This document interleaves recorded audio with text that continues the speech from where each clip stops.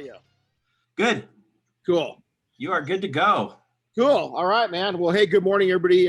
Renny Doyle podcast. We're going live on Instagram, Facebook, Zoom. God, did I miss anything? No, that's it for now. So you kind of had, we won't let the cat out of the bag, but you kind of had, Chris, something kind of cool happen yesterday. And it comes back to, I think cool things happen to good people. A lot of times we're good people and we get kicked in the teeth. We get taken advantage of. We get, we kind of get the raw deals, right? Because we're nice people. And I'll tell you what I've learned throughout my life is that nice guys do win. So Chris had something kind of cool, go on with him just because I won't even say he's a nice guy because his head gets all big. Well, I'll share the story next week when it's all finalized. Yeah, it's pretty cool though. So awesome. So this podcast is kind of cool because this is kind of going back to what we originally we wanted the podcast to be. Last December we launched a year ago. It's been a year since we had our first podcast. But what happened is it kind of got hijacked by COVID, and we've got, the reason why I'm looking around is we've got a training class in. So we got some students, some friends. We'll have them come in and maybe introduce themselves before we get off. But they're sitting here, so I'm talking to them too, right? Mm-hmm. So, and so this is kind of a relaunch. This episode is what I really wanted the podcast to be, so I'm really excited about it. So with that, Jimmy, introduce yourself. What's going on, everybody? My name's James Akers. My handle is Jimmy Buffett. I own T1 Detailing in Manteca, California, and I'm up here doing my internship with Renny, and figured we'd jump on and kind of do a revamp on the podcast and get this thing started again. Yeah, it's I don't think there's nothing wrong with it. We had to go over it. Its original intent for me wasn't there, and today is about laying it down. So why'd you go to business? I went into business. I come from a body shop background, and I needed something that was my own. I knew when I first started in the body shop industry in 2006 that I needed something that, eventually I could run as a business. So I started building while working full time, and then it just got to the point where I was ready to branch off and do my own thing. So now, why not body shop? Why not go in that direction? So my health, one reason. I was a painter for quite some time, and just in and out of the spray booth, breathing the chemicals. It was affecting my health. I'm a type 1 diabetic. I was diagnosed about 6 years ago. So my health was going downward. So before I go into the diabetic side of it, as a lay person, I started out learning how to paint cars. I started out in detailing, but then I started going towards painting. And I've always thought, wow, I wonder if I would have stuck with painting. So even in the modern day, you're still getting whiffs of it's still pretty hazardous. Really? Yeah. I mean, the water base, the sealers, the clears, even with full downdraft boosts, and a lot of times, like I worked for 2 corporate body shops at the very end of my career, mm-hmm. but a lot of the mom and pop shops just aren't providing the right, PPE, right gear. Wow. Yeah. I would have never figured that. So now let's talk about, because you said that you went into business as part of the reason you did it was because of your health. A lot of people will stay away from going into self-employment when they've got a health issue like type 1. So what, for those that don't know, type 1, it's not that you were eating crap. It wasn't that you're sitting there, pounding a 12-pack of soda every afternoon. Type 1, it's out of your control. Yeah, my pancreas doesn't produce any insulin. It's dead. Wow. Yeah. That's any long-term. Other than living good, you've got, you're set up with your system, and yep, I got a sensor in my arm, I got a pump in my stomach, and now it's just all about diet, exercise, and living right. Right. So stress, is that a big part of it? Stress comes into play, but believe it or not, with the right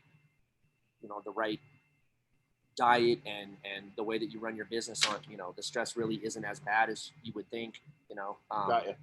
I try to keep my business extremely simple. We don't go crazy as far as the stress levels, but it's definitely, it gets stressful from time to time, but So go back. So you decided to go into business, was the type 1 diabetes, was that a decision of why to open up your shop or part of it? It was just, no, I mean, it played a role, but I wanted to start a business from, as soon as I got into the auto body industry, I kind of jumped from different areas, from collision repair, the collision bodywork side of it, to refinishing, to estimating, to even, parts and production management. And I wanted to understand every aspect of the business, because eventually I did want to open up my own business, whether it was body shop or something else. But it just ended up being something that I was passionate about. I started out as a detailer in the body shop industry, so I had all the clients that I was doing work for on the weekends, and it fell into place at a perfect time, and Wow. And it was just ready to. It was time for me to do it, so I took the leap. So, a lot when you go in, and we were trying to figure this out last night as we go, we were at 5 or 6 years that we've known each other. Mm-hmm. And you go take me back to the early envisions of your business, the visions, the dreams that you had, the kind of, where you wanted to go. What went right? I mean, what kind of went the way that you thought that it would go? I think the planning from the very beginning, and slowly taking those steps towards starting a business, really made it, a lot easier of a transition. I didn't just jump and start up. It was more of a, just baby steps, and kind of getting everything set and setting the foundation, and then jumping, and that's kind of really what made it go quite easy. My relationships that I had with my body shops, I never burned a bridge. I always did right by them, and they were. I got a lot of good advice from a lot of the business owners that had the body shops, and they actually guided me and actually support my business in a lot of ways. So what went wrong? What didn't go as planned? You had a name change in there at one point. Yeah, I wanted to do the whole Jimmy Buffett thing. I slept on it for quite some time, and I think I crashed and burned on that, and I didn't want to. I liked it, and then I started jumping on social media, and I saw that there was anybody that's a James or a Jimmy, and details cars is a Jimmy Buffett. So I kept it on my Facebook handle, but I tried to incorporate my type 1 diabetes, and that's really when I started getting serious about starting my business. Is my health, was one of the big concerns, but I wanted to incorporate my diabetes into my business, and that's how I came up with T1 Detailing. So, and even your logo, I mean, everything reflects back to that. Yeah. It's pretty huge. When you go back and take, I mean, there's so many people that are just blue collar, and I remember when I launched. It became easier as I launched more businesses, but I remember when I first got in, I was scared, and a lot of my family just didn't understand. For them, you went and got a job. You worked. They're all electricians, craftsmen, and stuff like that, and plumbers and everything else. You'd go get a job and you'd work it for 30 years, and that was it. And so all of a sudden, when I start popping off on starting businesses, I was scared. I think mainly because of what other people in my family were kind of scenarios they were coming up with. I can definitely, yeah, I can definitely relate to that. I mean, in the very beginning, I was 30 years old when I started the business. I had, my wife, I have 2 kids, it was in a lot of my family members' eyes, it was reckless, Yeah, and exactly. and they really didn't see what I saw. And if, at first it kind of, it was disappointing, but then I kind of just used that frustration as fuel to really show them, not in a bad way, but just say, hey, look, I'm doing this because I've been planning, I've been praying, I've been really making sure that this is going to work. And now it's time for me to take this step. Wow. What, did anybody tell you you're not going to make it? Not directly. But anytime that I would bring it up, hey, how's the business going? You know, and it was almost like they were waiting for me to say, oh, you know, I just don't think it's going to work out. I'm probably going to go back to what I was doing. Yeah. I was blessed to never have to say that, you know. How long have you been in business now? It'll be 3 years, January 1st. Wow, 3 years. So, so it's not all it's not all easy. I mean, and there's slow times.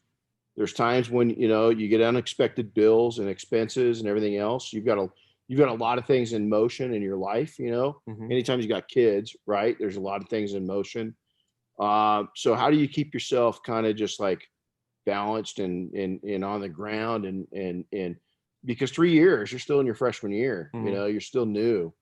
And I remember the struggles, and I always say it, and I think people think I'm joking, is I remember the first couple of years of rolling up to a gas pump in my mobile unit and not knowing if my ATM card, if my bank card was going to have enough money on it to put gas in. And, so how did you keep your mind right? I think the biggest thing that really kept my stress levels down and kept my mind right and allowed me to not have to make rash decisions was being financially set as far as my savings and how I live my life. I never really had any help, but I did have mentors that taught me how to manage my money, how to make purchases. It's huge. And It's that huge. right there, even during the pandemic, we did shut down for quite some time, but we were able to find smaller niches and still work as an essential business. And then also having an emergency fund to where I didn't have to sell all my tools, sell my business, and basically go find a full-time job because Right. I had an emergency fund that, was specifically designed for that. It sucked tapping into it, but that's what it's there for. Is there anything, newer people that are, I mean, you're pretty amazing for being 3 years in. It's pretty calm, isn't he? I mean, it's just, you're calm. And I think that's a lot of times people get, I'm pretty hyped up, but I got scared. I mean, I remember there's times because I was like you when I launched Detailing Success, um, ours wasn't as comfortable. It wasn't a planned launch. I mean, it was planned, but we had a business situation go real bad, real south, and it cost me a whole bunch of money, and we just didn't have. There was nothing. That green handle over there started it all. I mean, it was $20, and so I think that keeping yourself. Have you had? I mean, do you do stuff on your own? I mean, do you work out? Is there what keeps James kind of centered? I golf. Really? I love to golf. Oh, that's cool, man. Yeah. How often you golf? At least twice a week. Do you really? Mm-hmm. And I walk. I walk 18 holes. Yeah, at least twice a week. That's cool, man. Yeah.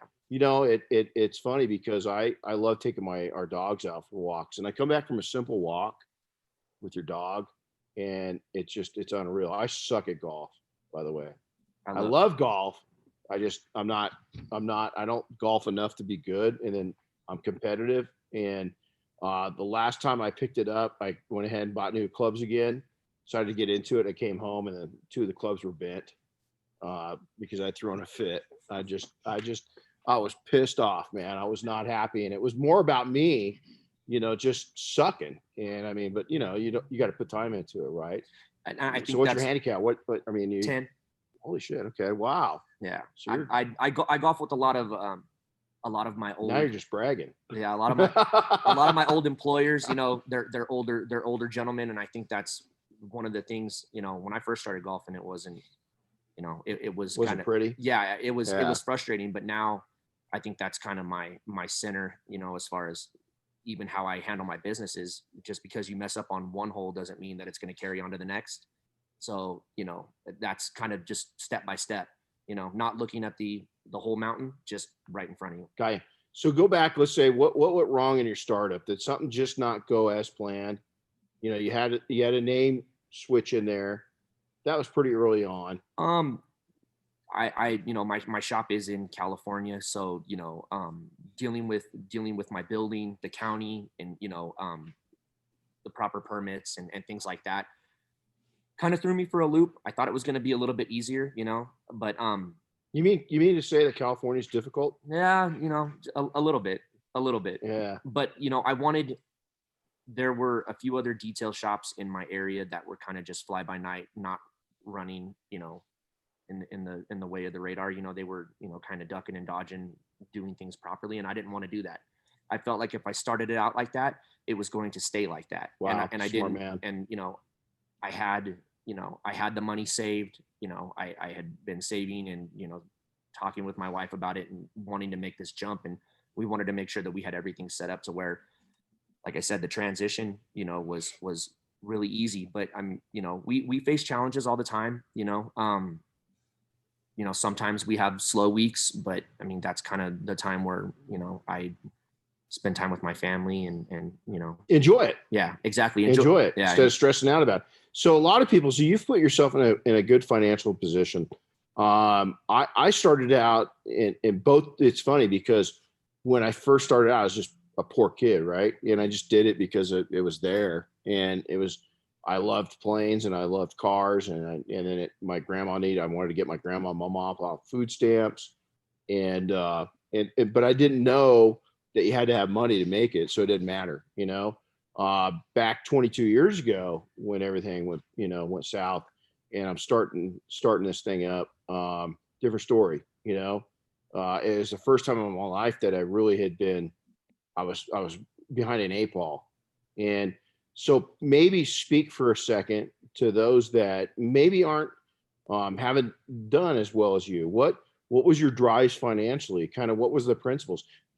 Is there somebody you listen to that they could listen to? And I mean, a lot of people will take. I preach that, hey, when you're just starting out, take 25% of every job that you do and just put it away. Just put 25%. Once that becomes like it's not painful anymore, make it painful. Jump it up to 35%. And then I tell our guys that we train and mentor and coach is that once it becomes that's not painful, go up to 50%. You can always pull money back out of savings. You can't always put it back in. You know what I'm saying? So if you don't start those good habits, so talk about for a second, what some of the good habits, financial habits that you developed. I had a lot of personal mentors that really helped me and guided me that were financially, set as far as their business decisions, past employers, a few family members. The only person that I listen to, I don't listen to everything, but Dave Ramsey, I listen to Dave Ramsey. I knew it. You had that tone to you, man. Yeah. So, and guy's a rock star, isn't he? Yeah. Yeah. And I, it's taken a lot of sacrifice It does. on my end, because I have friends that, drive, $90,000-$100,000 cars, and live in beautiful homes. And I've wanted to do that, but I know that if I sacrifice now, later on, I'll still be able to have that stuff. But, right. But you won't have the debt associated with it. Yeah. So it's, we make financial decisions, me and my wife, together, and if we can't pay for it cash, we usually don't buy it. We rarely finance things. Right. Same here. And I've spent a lifetime doing that, my weakness is cars. I see something shiny, and it's always been my weakness, but I've gotten better. It's in control. I've gotten help. So now let's talk about this. So you've invested. We won't go into what, but I mean, you're constantly looking around. You just made a good cash buy recently, where a lot of people would have to finance. You've done a good enough job to put money away to where you just bought it. That's pretty hardcore. So congratulations. Thank you. So do you to kind of get a little deeper into that? So I think it's one of the most important parts of not just business but life is proper finances. It's not always what you make, it's what you spend. And it's not always what you spend, it's what you save. And, they asked Einstein, and I've said this before, is that one of the things that amazed Einstein more than anything was compounding interest. I mean, compounding interest. You start putting a little away, you start investing. You buy a piece of real estate, you buy a second piece of real estate, you buy a third piece of real estate. Every month that it goes up. Now, I watch what our real estate goes up by every month estimated. But it's amazing because right now, as high as it's climbing, we're making more money with real estate than we are in working. And so you've done a good job at that. You've done a good job at that. Yeah, I had, like I said, definitely a lot of my mentors. One of them where I spent the majority of my time at my body shop. He started out at a very small shop and paid cash for the shop, bought all of his equipment cash. Some of it was used, and basically started from the ground up. And now, in his town, he has a 33,000 square foot shop that he owns. Wow. He does luxury cars, Mercedes-Benz, Tesla certified, but he pays cash for everything. It took longer to get to there, but at the end of the day, he's the one that gets the money. He charges the shop rent, because he's Absolutely. the landlord. And he's made a lot of smart financial, decisions to basically set it up to where your money makes money for you. And that's always the best. So these 3 years, again, any shockers? Like, is there anything that when you got into the business, was there things that you just kind of misconceived that have been either easier or a little more challenging?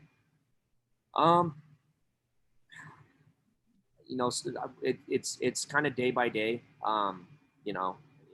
Sometimes we get thrown for a loop. Every time that I think that we're getting, ahead of the game, something kind of gets thrown, in the mix. But I guess the biggest thing is, I try not to act out of emotion. I try to be wise. Yeah. When you act out of emotion, you make, sometimes you make bad decisions. So trying to, stay calm, and I work with my guys all the time, but they're not perfect by any means, No. but it seems like when we approach things and we think logically, we're able to kind of overcome a lot of that stuff. That's cool. So you have staff? I have 2 guys. Yeah. How, what's the good, the bad, the ugly, the skinny on that? They're both different people. Again, different people act different ways. So you have to handle them different. You can't go after one guy the same way that you would go after the other because they have 2 different personalities. So having to learn that from a business standpoint, I think that was probably my biggest challenge. Implementing things that I've learned is one thing. Having to teach them to someone else, maybe in a different way that I learned it, is a lot harder. Oh, yeah. So that was probably a big thing, and then, like I said, just keep, taking steps towards progression as far as my business.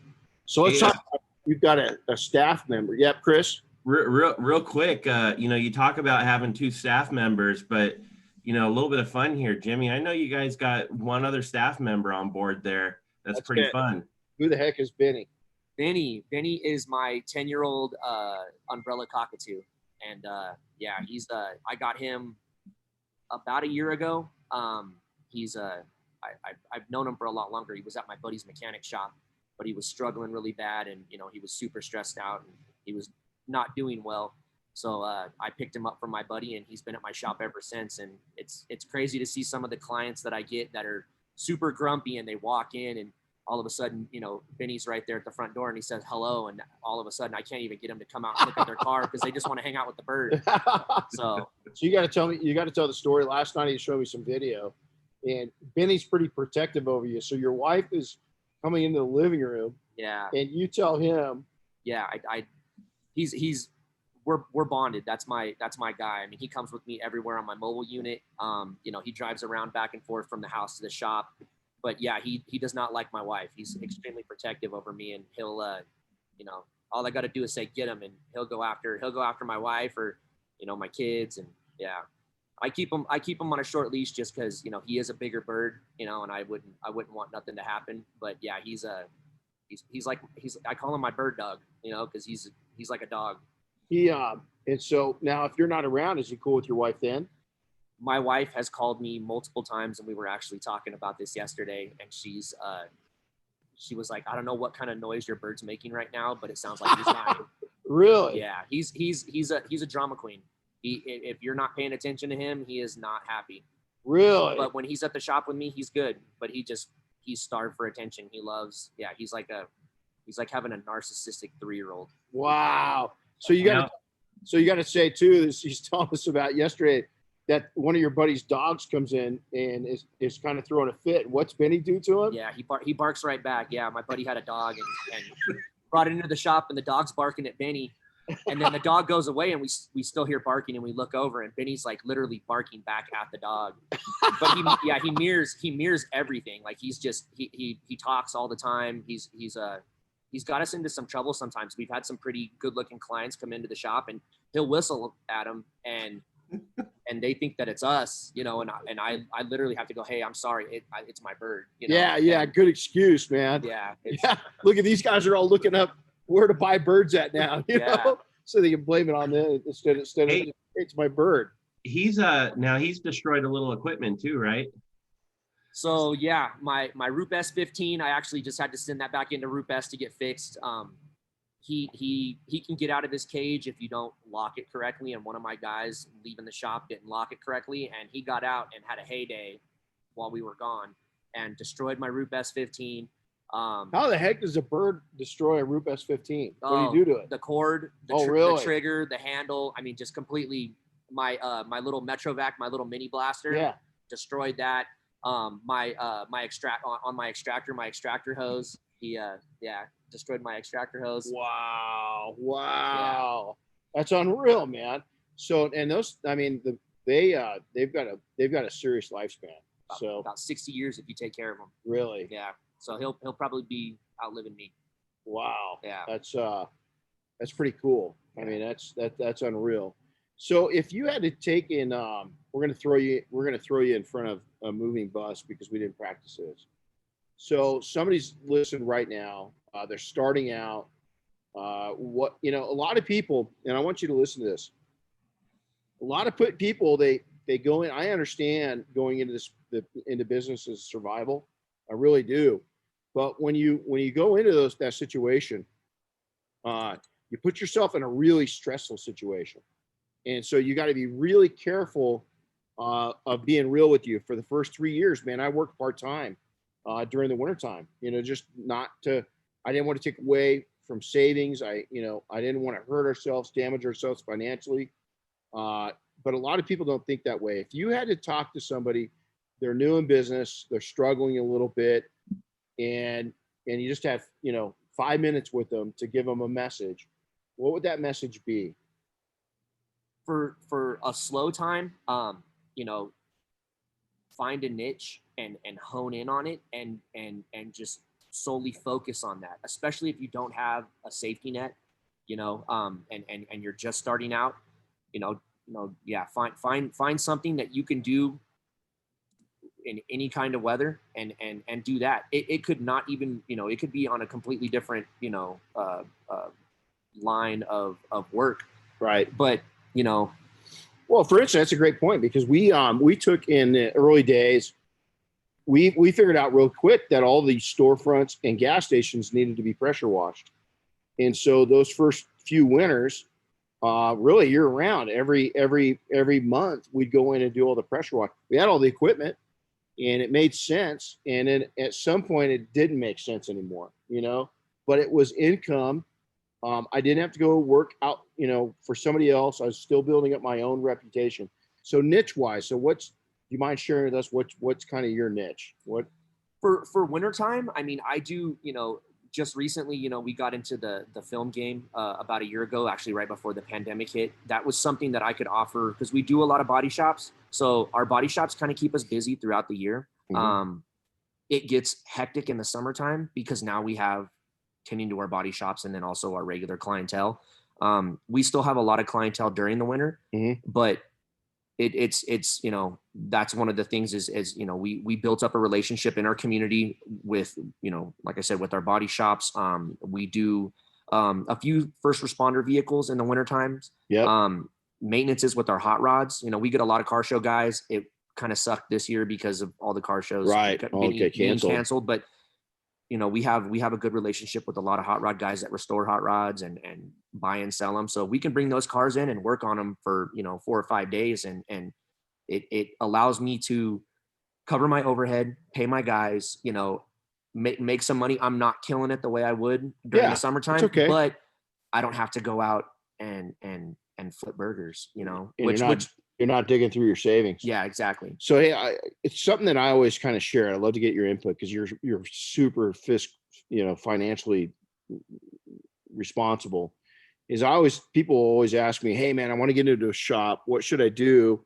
My thing is that unless you've got a minimal of 6 months of your bills covered, and I'm talking, so your house, your food, your insurance, even if you've got staff, your staff, you've got to have that nest egg, man. Because I'm going to tell you, whatever you're going to budget to move into the shop is going to be double.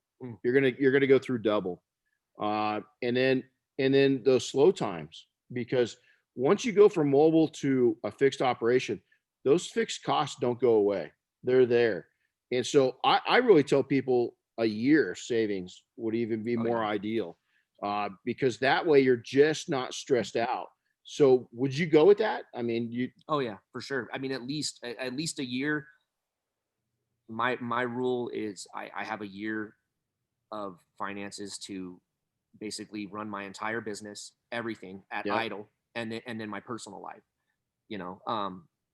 At least a year. And I know there's a lot of people who are watching this that are like, you've got your goal set. Hey man, I'm going to start a shop. I'm going to, hey, we've got a lot of people, and it's kind of becoming vogue. And I did it a long time ago. I'm in here. Our shop is on my property. My house is less than 50 feet that way. I mean, it's right there. I'm not embarrassed by that. I love it. We've got almost 2 acres. And for how long did it take in order to do it and do it correctly? Unless you have another party to invest, which kind of gets crazy. It does take a long time, and a lot of times with social media, all you see is the nice cars, the beautiful shops. Yep. And there's nothing, and I'm not throwing shade on those guys. Those guys, they earned it and they deserve it. Right. You earned it, you deserve it. That's amazing. But for the guys that are just starting out, there is nothing wrong with a small shop. I mean, nothing. Nothing. That I was in a 1,000 square foot shop for the first 2 years of my business, working by myself for the first year. And then I brought somebody on because I didn't even want to have that overhead of hiring somebody the first year. I wanted to do the majority of the work myself. Absolutely. And I think that, again, we've got people all over the world that are building shops on their property, even property they live on. I mean, we're not a typical shop, but let me tell you a quick story, is that I told these guys when my youngest daughter was 4, the year before she went to kindergarten, I wanted to spend time with her. And I really wanted to get to bond with her. And so we are really lucky that we built a house. We had two shops. One was within 15 minutes of our house. And then we had another one that was about an hour and a half away.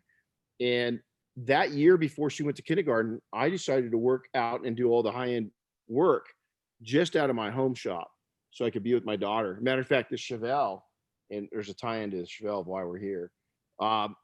The Chevelle, she played in that. So she'd be out in the shop while I was working. And it was 1,000 square feet. It wasn't big. But what I found out was my customers really liked it. So when they'd come to drop off, they'd say, okay, hey, are you going to be working on my car, like at the shop with all the guys, or are you taking it solo and going to work on it yourself at your shop? And so I realized real quick there was value in that. And it was one of the best years of my life, was just being able to really bond with her. Now the trend is we've got people in Texas, Louisiana, all over the country that we've got Sydney. She's in the background. You can see her up on the poster. She's got a cool shop she's got an oversized garage, and she's killing it. She's got a low overhead. She did it legally. It's all above ground, so to say. She's very conservative with water and so forth and noise. She's bought all the right equipment for that. So don't be shy to start out slow.